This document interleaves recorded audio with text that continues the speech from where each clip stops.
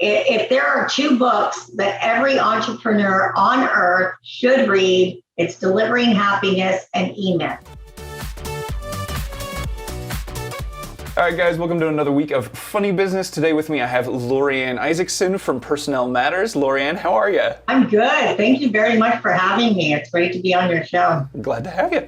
So before we dive into Personnel Matters, why don't you tell everybody what it is that you guys do? Okay, so this company was started back in 2009, and we work with a lot of small businesses, many startup businesses, in all walks of life, but a lot of our focus has definitely been in the healthcare industry. What we do is we work with the new entrepreneurs in terms of systematizing their business, right? So when you start as an entrepreneur, you have a lot of great ideas. And then what ends up happening is you're working in your business rather than on your business. So I come in and work out how the business, strategy wise, and get you really working on the business.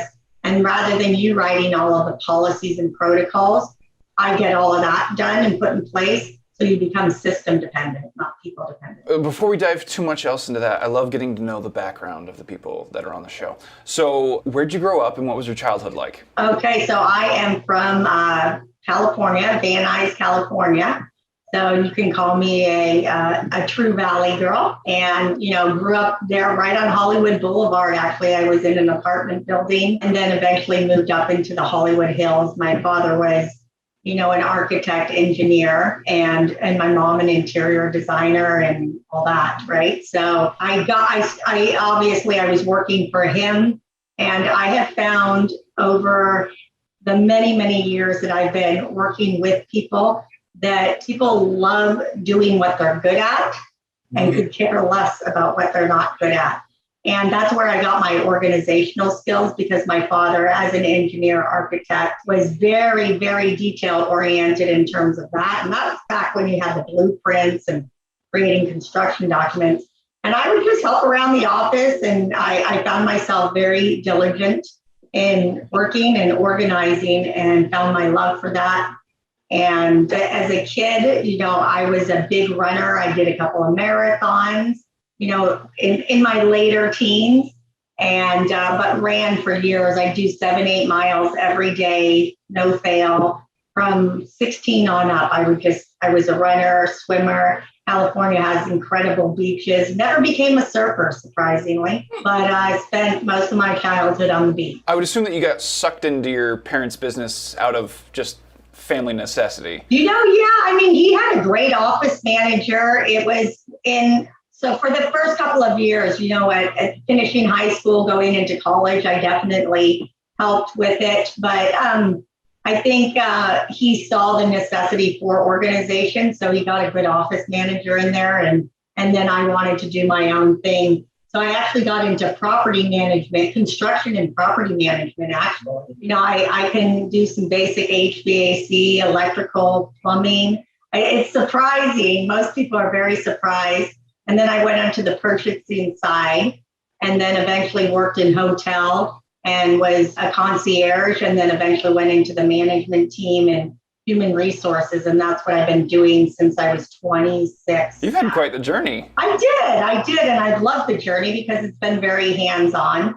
My father wanted me to learn to appreciate the physical, the here and the now. So, having done construction and, I did carpentry for 2 years. Believe it or not, I could make cabinets. I could make anything. I'm a little rusty now, thank gosh, but it was great back, in your early 20s. How exactly did you go from all of that into creating Personnel Matters? Well, anybody in the hotel business will tell you once you get in it, you almost never come out.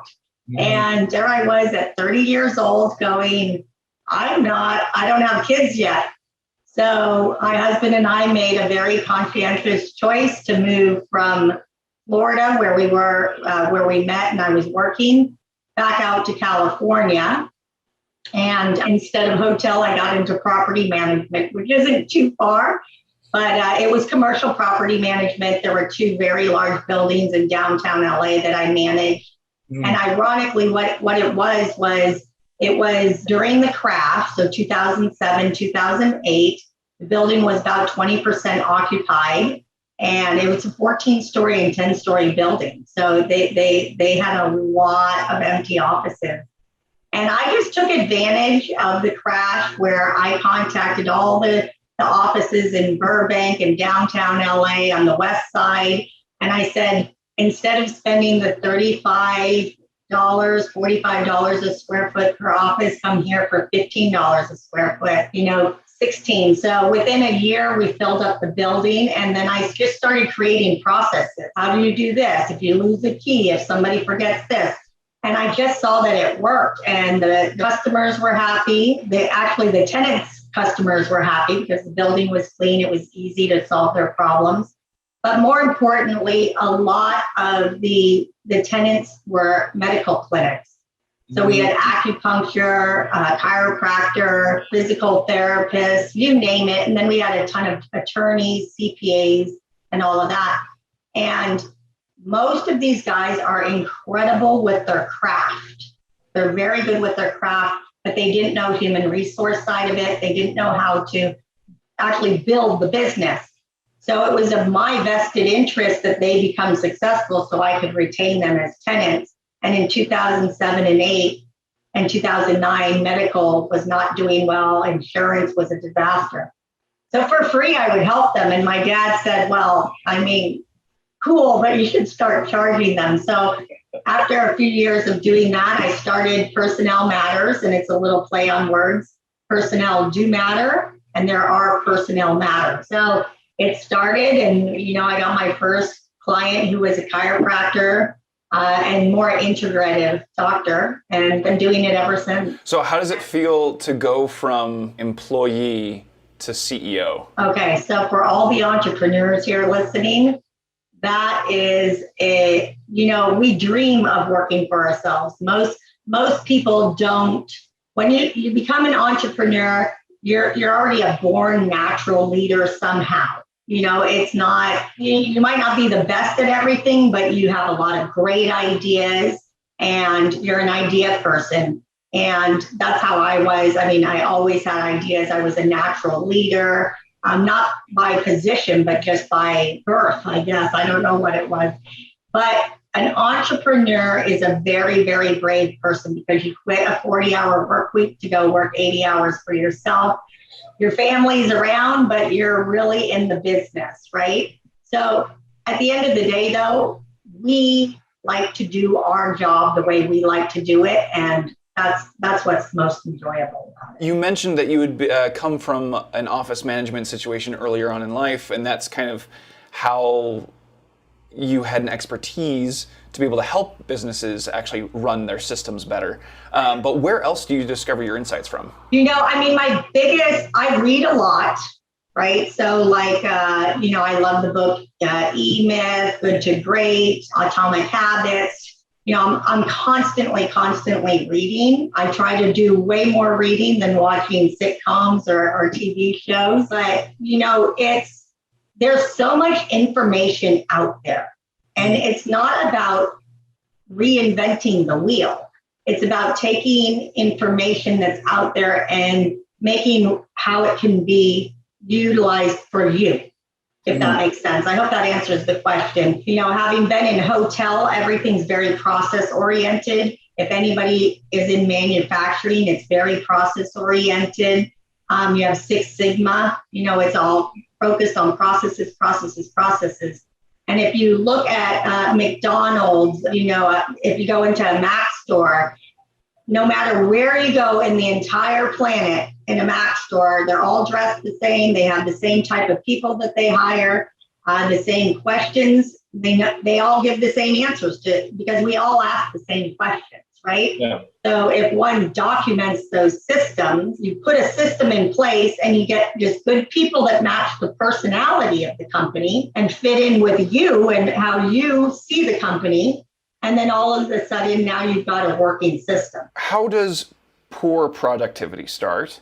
And how do you know what to do to improve it? Poor productivity starts actually at the point of hiring.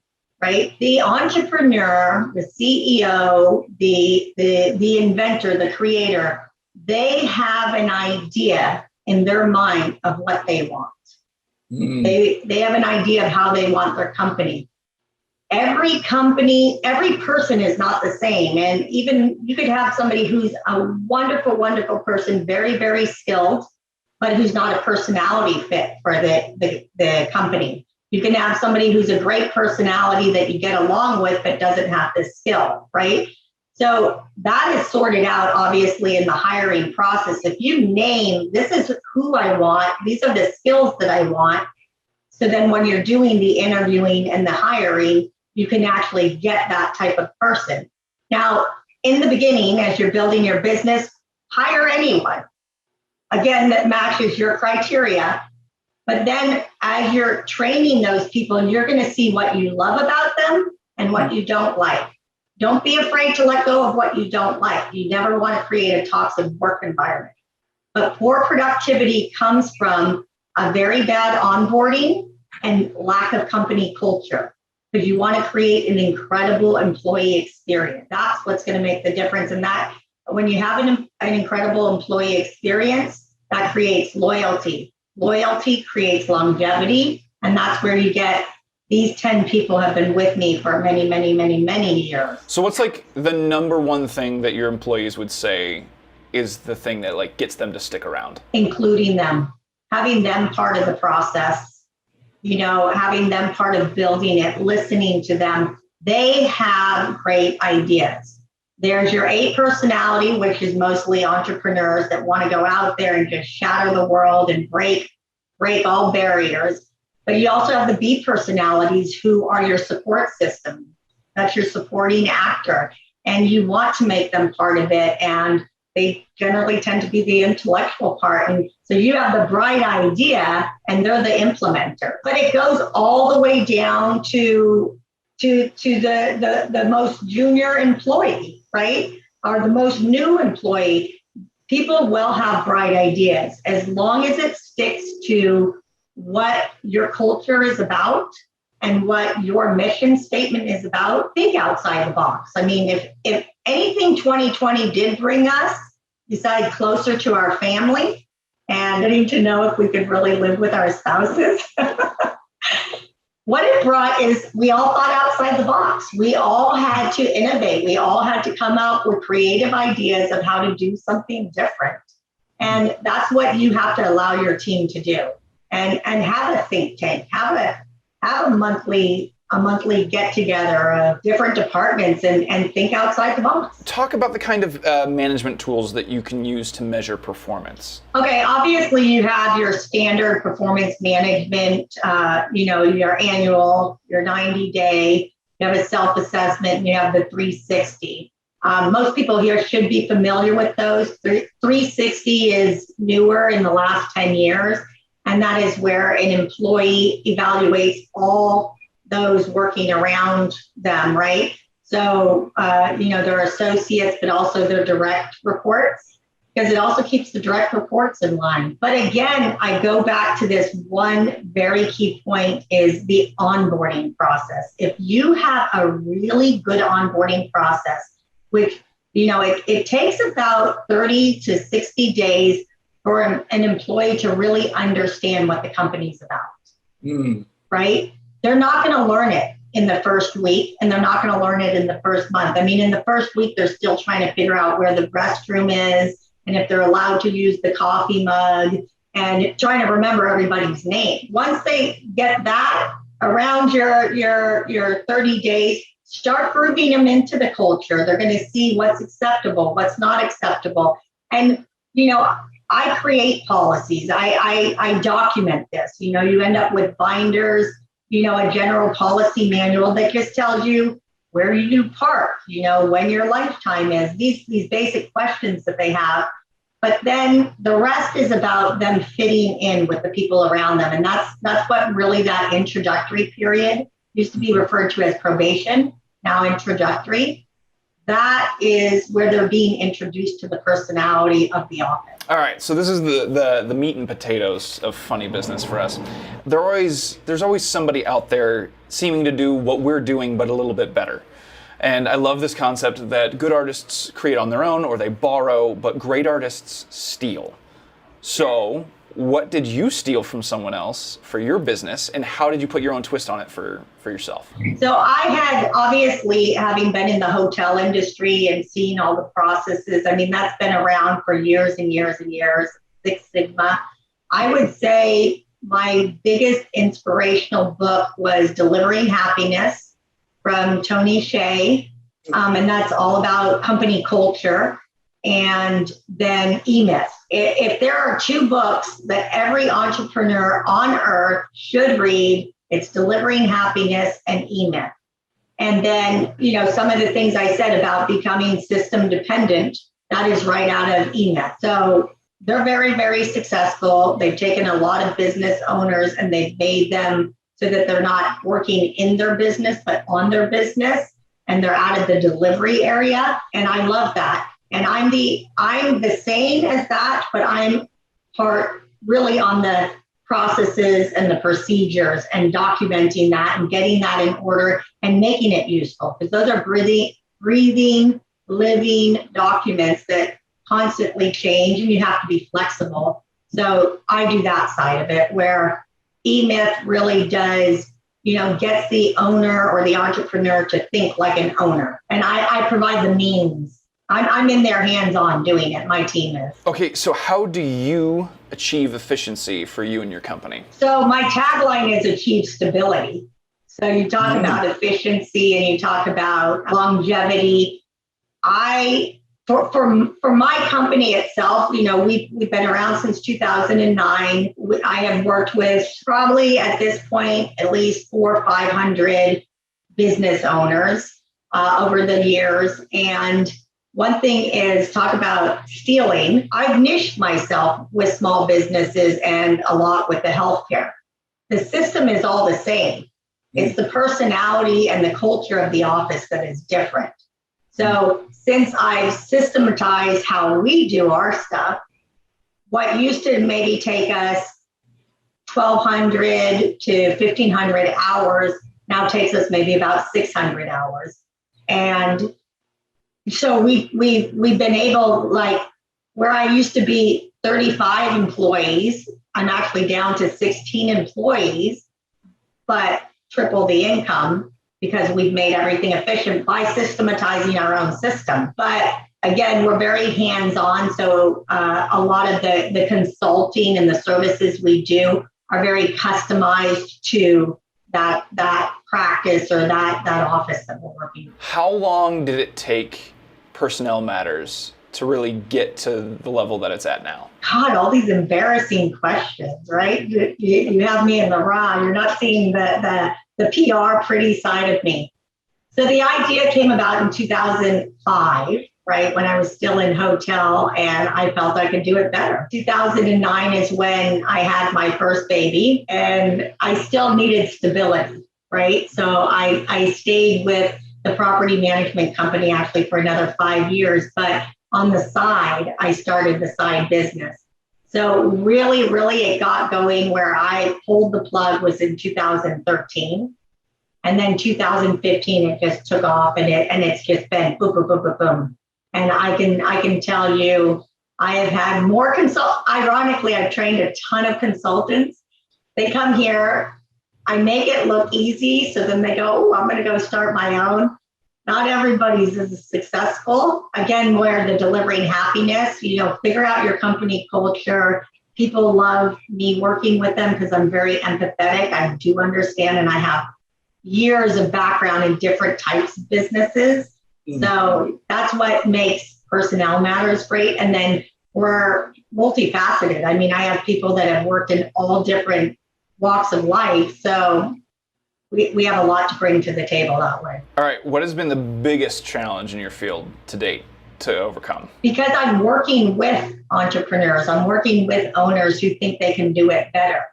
And what I plead most with them is You can have all the great ideas, but let me help you put that and make it an actuality, because these entrepreneurs, they dig themselves down, right? Most people wanted to start their own business because they wanted to do it their way. They wanted to have all the money, but more importantly, they wanted to have time. Now, if you can honestly stand back and look at your business and see, are you spending time with your family? You may have tons of money in reserves, or you may be in such debt and have nothing. So you're still in the same truck. You're still doing it your own way. So sometimes, I have to get the owners to see, listen, you're great. I'm going to be the person in the back that's going to help you. What is it? Behind every great man is a great woman. A great woman helping them. Yeah. So that's what we are, and we want the entrepreneur to shine, and we really do want them to spend time with their family. We don't want them to look back and they're at 47 years old and they're like, I always wanted children and I always wanted a life, and I wanted to travel around, and now they're finally successful, and it's like, I'm 47, so I want to start on the kid thing. Then by the time I'm 65, now I can travel around the world. As an entrepreneur, my biggest suggestion and what I have learned is do it, but know your weaknesses and know when you need help. And people, there are great people outside of myself. There's great people that can help support you and get you to your dreams. Who is the ideal client for you? Where should they go to find out more about you? And what would you want their first steps to be to get in contact with you? Okay, good. So I have a website. It's www.achievestability.com. You can go on there. There's an assessment that you can take. It's good. You're going to learn a lot about yourself, and then it'll send me a notification. Also on there is my cell number, so you can call me directly. I work with all the clients, bringing them on, getting them onboarded as clients. And then I have documentation specialists that'll work. But I do the first beginning strategy. So I know where they want to go, and then we can help them get them there. As far as an ideal client, any entrepreneur that wants help. Again, we don't need to reinvent the wheel. There are hundreds of thousands of very successful startup companies. There are hundreds of thousands of multi-million-dollar companies. So I'm not reinventing the wheel. I'm there taking what they did successful, stealing all their successful actions, and helping you get there. So you don't have to go and do all of the research and do all the policy writing and all the procedure. I have a team of people who will do that for you. We're not super expensive. The ROI is the stability in the staff. And then obviously, if you're building your business, you're going to always build it to potentially sell it. So the more you have your processes documented, that creates stability with the staff, and then obviously increased value for the business. If you ever got a valuation. Well, Lorianne, thank you so much for being on the show. And for those of you at home, make sure to like and subscribe and share this with a friend. We'll see you next week.